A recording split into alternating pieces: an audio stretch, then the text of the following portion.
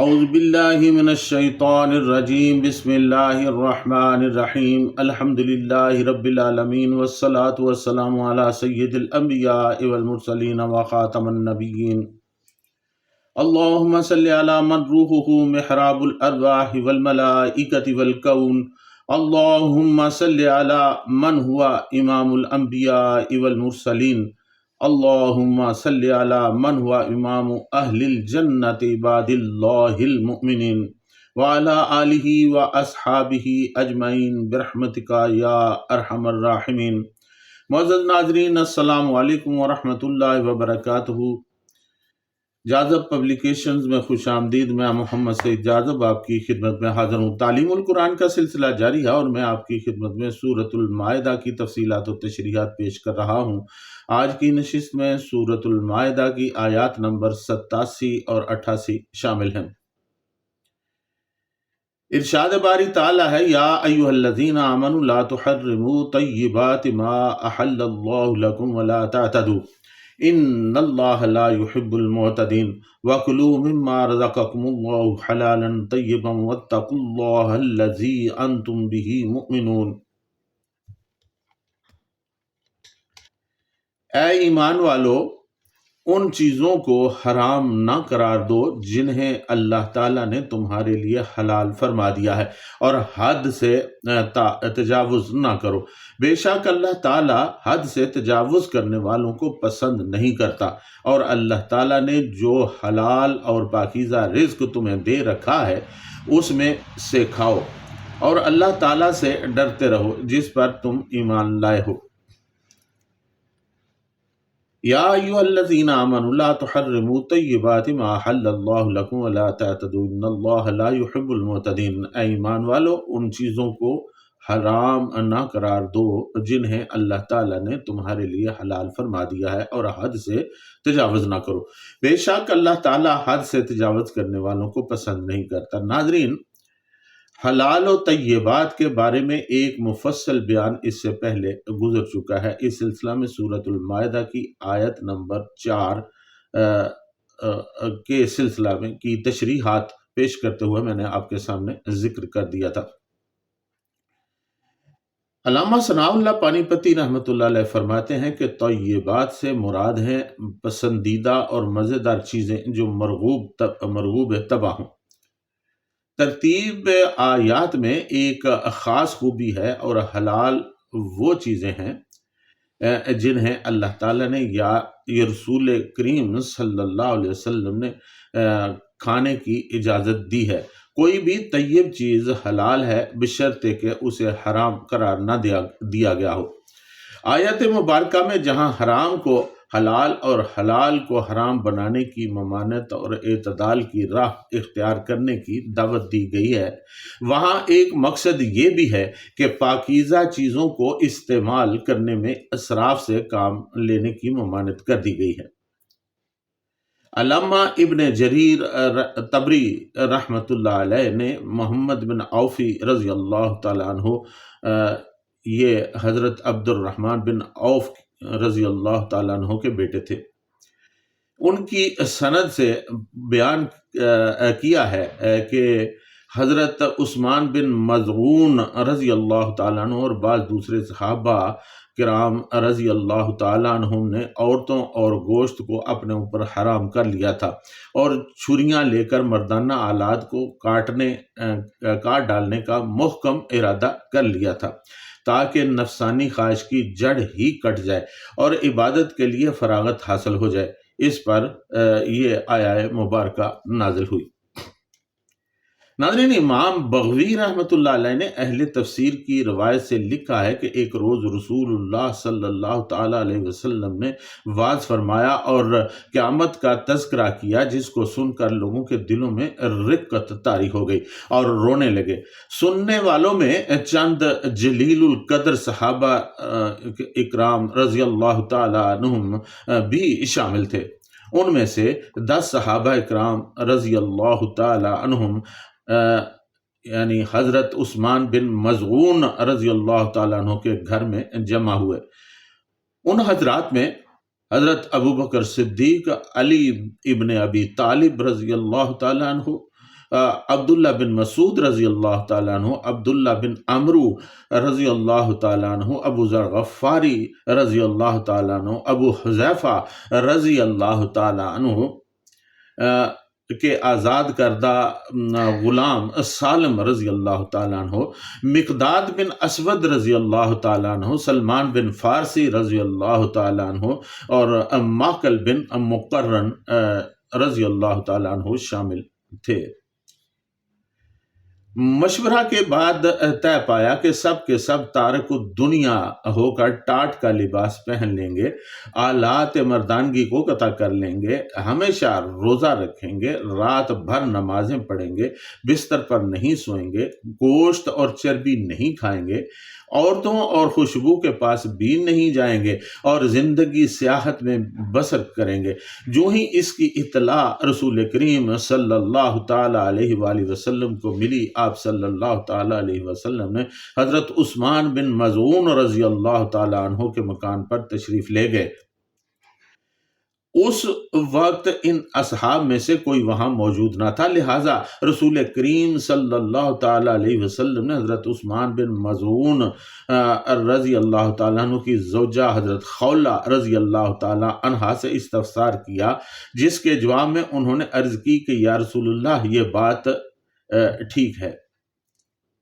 بعد میں وہ تمام حضرات نبی کریم صلی اللہ تعالیٰ علیہ وآلہ وسلم کے پاس تشریف لے گئے، یا ایک روایت کے مطابق رسول اللہ صلی اللہ تعالیٰ علیہ وسلم نے انہیں اپنے پاس بلایا۔ وہ تمام حضرات دربار رسالت صلی اللہ تعالیٰ علیہ وآلہ وسلم میں حاضر ہوئے اور واقعہ کی تصدیق کر دی۔ حضور سرور کائنات صلی اللہ تعالی علیہ وآلہ وسلم نے ارشاد فرمایا، مجھے ان باتوں کا حکم نہیں دیا گیا، ان لانفسکم علیکم حقا فصوموا وافطروا وقوموا وناموا فانی اقوم وانام واصوم وافطر واکل اللحم والدسم وآتی النساء فمن رغب عن سنتی فلیس منی۔ آپ نے فرمایا، اے میرے صحابہ کرام، اے میرے صحابہ، تمہارے نفسوں کا بھی تم پر حق ہے، اس لیے روزہ بھی رکھو اور افطار بھی کرو، راتوں کو جاگ کر عبادت بھی کرو اور آرام سے سو بھی، کیونکہ میں رات کو جاگتا بھی ہوں اور سوتا بھی ہوں، روزے بھی رکھتا ہوں اور افطار بھی کرتا ہوں، گوشت اور گھی بھی کھاتا ہوں اور اپنی ازواج سے بھی مقاربت کرتا ہوں۔ یہ میرا طریقہ کار ہے اور سنت ہے، جس نے میری سنت سے منہ موڑا وہ میری جماعت میں سے نہیں ہے۔ ناظرین، صحیح بخاری و مسلم شریف میں حضرت انس رضی اللہ تعالیٰ عنہ کی روایت منقول ہے کہ 3 شخص امہات المومنین کی خدمت میں رسول اللہ صلی اللہ تعالیٰ علیہ وآلہ وسلم کی عبادت کے بارے میں دریافت کرنے کے لیے حاضر ہوئے۔ جب ان کو رسول اللہ صلی اللہ تعالیٰ علیہ وآلہ وسلم کی عبادت کی مقدار بتائی گئی تو ایسا معلوم ہوتا تھا کہ انہوں نے اس مقدار کو قلیل سمجھا اور کہنے لگے کہ ہمارا رسول صلی اللہ تعالیٰ علیہ وسلم سے کیا مقابلہ۔ حضور صلی اللہ تعالیٰ علیہ وآلہ وسلم کے تو اگلے پچھلے قصور معاف کر دیے گئے ہیں۔ اس پر ایک شخص بولا، میں تو رات بھر نماز پڑھا کروں گا، دوسرے نے کہا میں ہمیشہ روزے رکھا کروں گا، تیسرا بولا کہ میں عورتوں سے کنارہ کش رہوں گا، کبھی نکاح نہیں کروں گا۔ اتنے میں حضور صلی اللہ تعالیٰ علیہ وآلہ وسلم تشریف لے آئے اور فرمایا، تم لوگوں نے ایسا کہا تو سن لو، خدا کی قسم میں تم سے زیادہ اللہ تعالیٰ کا خوف اور خشیت رکھتا ہوں، لیکن روزے بھی رکھتا ہوں اور ناغہ بھی کرتا ہوں اور سوتا بھی ہوں اور عورتوں سے نکاح بھی کرتا ہوں۔ جو شخص میرے طریقہ سے اعراض کرے گا وہ مجھ سے متعلق نہیں ہے۔ ناظرین، حضرت پیر کرم شاہ صاحب رحمۃ اللہ علیہ اس آیت کا مفہوم بیان کرتے ہوئے لکھتے ہیں کہ اے ایمان والو، نہ تو یہودیوں کی طرح لذات دنیا میں کھو جاؤ اور نہ مسیحی راہبوں کی طرح دنیا کے حلال لذتوں کو اپنے اوپر حرام کر لو، بلکہ اعتدال اور میانہ روی اختیار کرو۔ یہی دین اسلام کا ترائے امتیاز ہے۔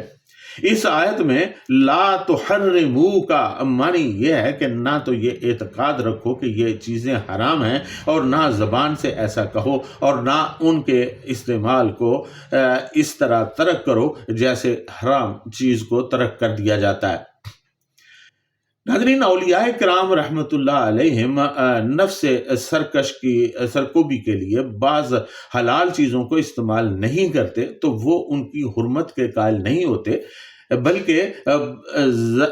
بلکہ جس طرح جسمانی طبیب بعض اشیاء کو صحت جسمانی کے لیے مضر خیال کر کے مریض کو ان کے استعمال سے روک دیتے ہیں، اسی طرح یہ روحانی معالج بعض روحانی مفاسد کے پیش نظر بعض چیزوں سے وقتی طور پر اجتناب کرتے ہیں۔ لیکن اگر کوئی جاہل اللہ تعالیٰ کی کسی حلال کردہ چیز کو اعتقادی یا قولی طور پر حرام جانے تو یہ باطل ہے اور گمراہی ہے۔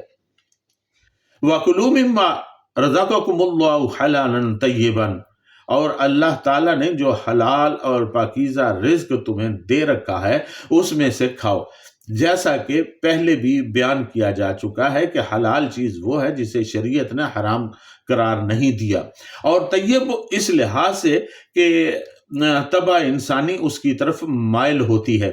کھانا عمدہ، لذیذ اور مرغوب ہو تو انسانی طبیعت خود بخود اس کی طرف مائل ہو جاتی ہے، یہی اس کی پاکیزگی کی علامت ہے۔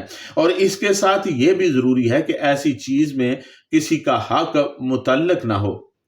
بکری کا گوشت حلال اور طیب ہے، لیکن اگر یہی گوشت چوری یا غصب شدہ بکری کا ہو تو یہ پاک نہیں ہے۔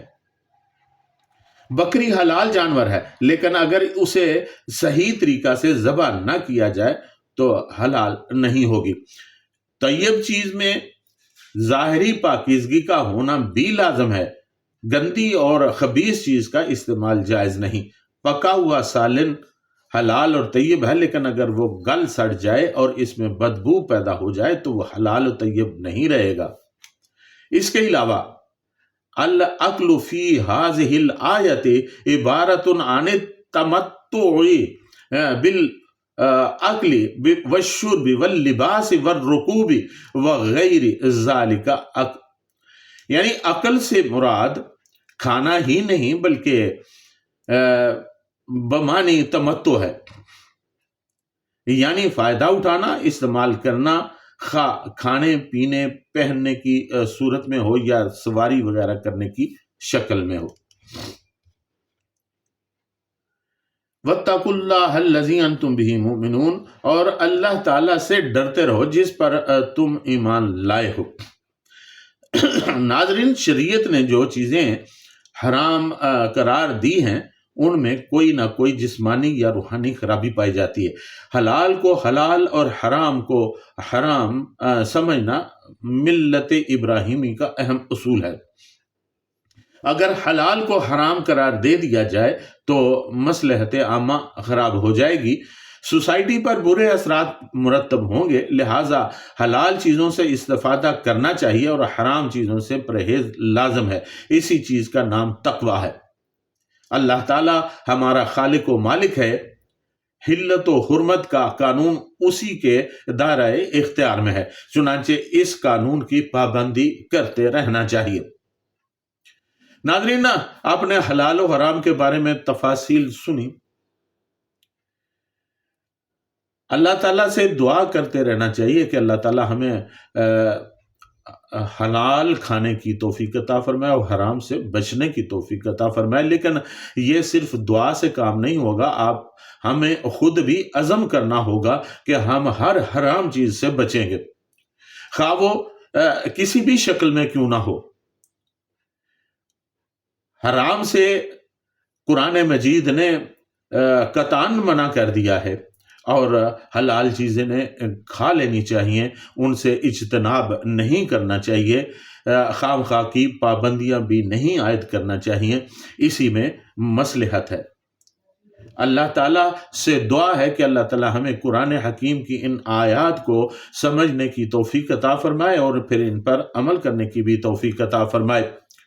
ناظرین، نبی اکرم صلی اللہ تعالیٰ علیہ وسلم کے اسوہ حسنہ کو اپنانے میں عافیت ہے۔ اللہ تعالیٰ ان کا اسوہ حسنہ، ان کی سنتوں پر عمل کرنے کی توفیق عطا فرمائے، صحابہ کرام رضوان اللہ تعالیٰ علیہم مجمعین کے نقش قدم پر چلنے کی توفیق عطا فرمائے اور ہمیں شر شیطان اور شر نفس سے بھی بچائے۔